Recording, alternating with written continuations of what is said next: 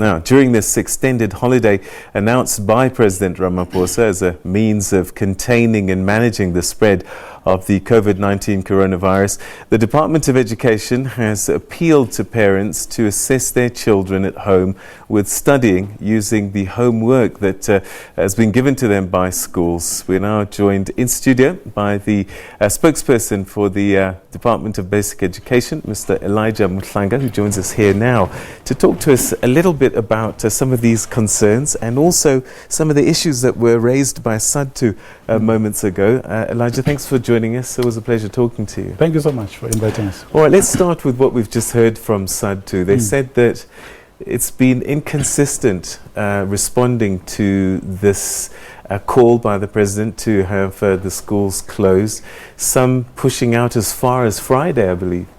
No, there's no inconsistency. The President was very clear that on Wednesday the school should be closed, and that's the message that the Minister also communicated yesterday at the media briefing, where she was joined by other ministers. So the date was given, 18 March 2020. So that's what everyone had to work with as far as learners are concerned.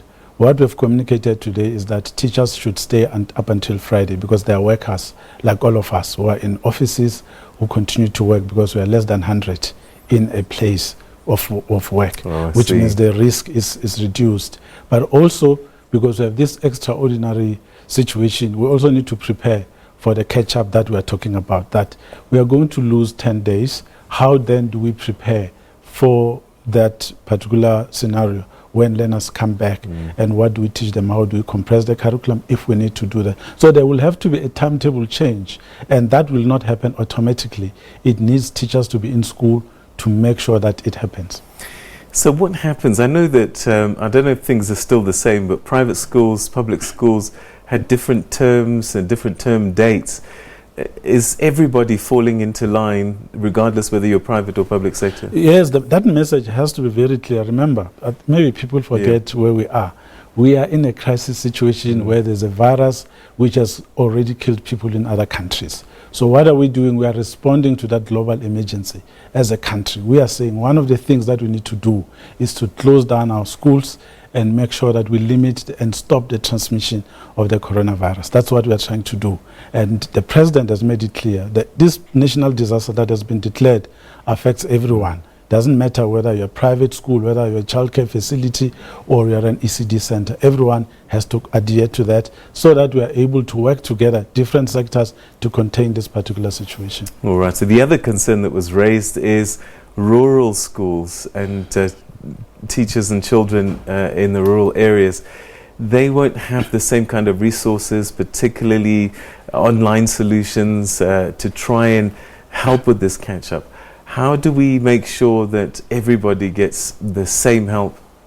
Yeah, Peter, I've been hearing a lot about that question. What we are saying is that if the situation remains exactly the same, there is no need for extraordinary measures to be put in place, because that 10 days that we are losing, we will be able to recover that. So we'll still have the 10 days. And then, in other words, we'll not have lost it because we'll have made a way to recover it by closing earlier in June and also recovering it later in September, which means we'll use the holidays to make sure that we recover the 10 days from the holidays. So there's no need for extraordinary stuff to be done in order to compensate for that.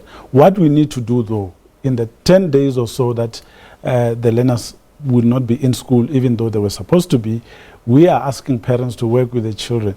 We have given them extra work, worksheets, workbooks, textbooks, and projects to do at home so that they stay tuned to the education matters, the curriculum content. So that's what we're appealing for, so that they don't switch off completely.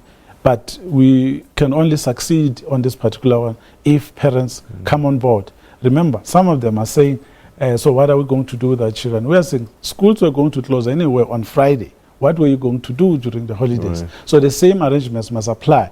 It's not an optional decision which was made. It's a difficult one. It's costing everyone, all of us. We are now forced to do things differently. So we need to understand that we are working under extraordinary conditions. All right. So the plan is to come back mid-April. And so the question is, this is all based on the phase that we're in this COVID-19 story. If things escalate, you'll review that date. Is there a contingency for what you might be able to do should you not be able to open schools in April? It depends on the time that you lose. You make the decisions as you go. We've learned from previous circumstances, such as the Vuwane situation, for example. So you monitor and make a decision on a day-to-day basis, counting the number of teaching days that you are losing, and you make a decision on that. So what we are saying is that for now, the Command Council is monitoring the situation, taking advice from experts and reviewing each day as it comes, also counting the number of infections that are there in the country. And we are hoping that things will normalize. In fact, the measures that have been put in place now, including the closing down of schools, are going to assist us in containing the virus, because yesterday you had another confirmation of a learner in some school. So that sends a fear among parents whose children go to the school. So we are avoiding that. So if we're able to do that nationwide, we should then be able to improve the situation. We don't think that it will escalate, but if it does, we'll then have to review our plans and see what to do. But fortunately, it's happening in the early part of the year, which means whatever options that we might have, we can still implement, particularly insofar as the matric students are concerned. Did the department have any input in deciding on this date, or did this just come out of the President's office of opening the schools again? No, the minister sits in cabinet. Right. When she was briefing us after the cabinet, she said that was her input into the discussions, saying that for you to close down a school, you need to give parents at least 2 days to prepare. That's why the schools were not closed on Monday.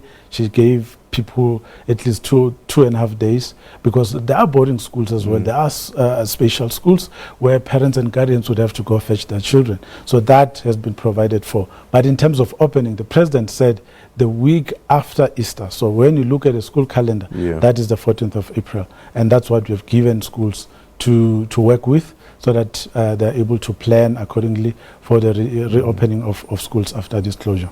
What extra help are you going to be giving the grade 12 learners? Because they're already under so much pressure just getting through the academic side of it. They must be scared as well with this virus in our midst. Well, understandably so if they are scared, but regarding their exams, they shouldn't be scared, because they already have the work. The timetable is out there for matric, so they know when exams will start in October and when they will end. And they have got the content plan. They know what they should be studying. They've got previous question papers.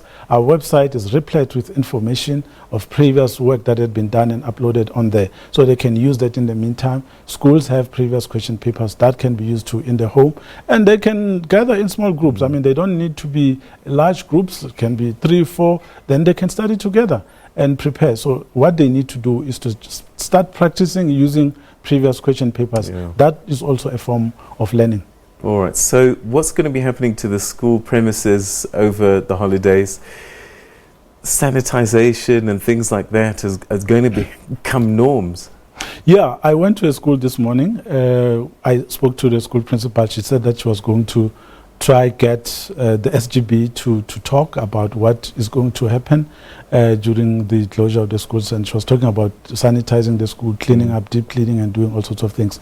Not all the schools will be able to do that, but where that can happen, let it be done. But where there's no infection, then people should not panic. They should just do their general cleaning, which should be sufficient. All right. So how is the educating learners and taking these messages home going? Are teachers, as part of the work that they do, educating about COVID-19?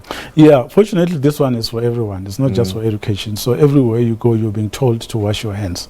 Literally everybody, when you want to shake someone's hand, they remind you that you can't shake hands. So it's everywhere. And we're happy with that, because then the education is right across the society, which helps. So it's not just a matter that is isolated to the basic education sector. But we have sent out material. Our partners in the private sector have sent us posters which we've been circulating via our website, via social media, but we also sent some to school. We printed about 200,000 posters which were distributed in schools which had already cases confirmed and surrounding areas. So that has been done. But of course, there's so much more that needs to be done. This interview also helps. So media is also playing a huge role in trying to educate South Africans to change behavior so that we stop the transmission. All right. What do we know about students that may have contracted the virus across the country at this stage?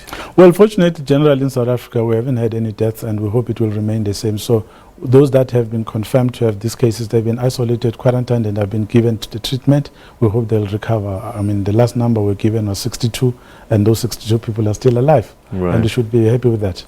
All right. So, bottom line, schools shut down tomorrow. Yeah. And teachers stay until Friday to work on a plan for the extended to catch up on those extended days. And one hopes that we'll be back at school after Easter, but that may change if the situation changes in the country, and that'll be communicated later on once you know. Absolutely. The Minister of Health remains the lead in this regard, so we'll hear from them. All right. Elijah, it was a pleasure talking to you. Thanks so much indeed for your time.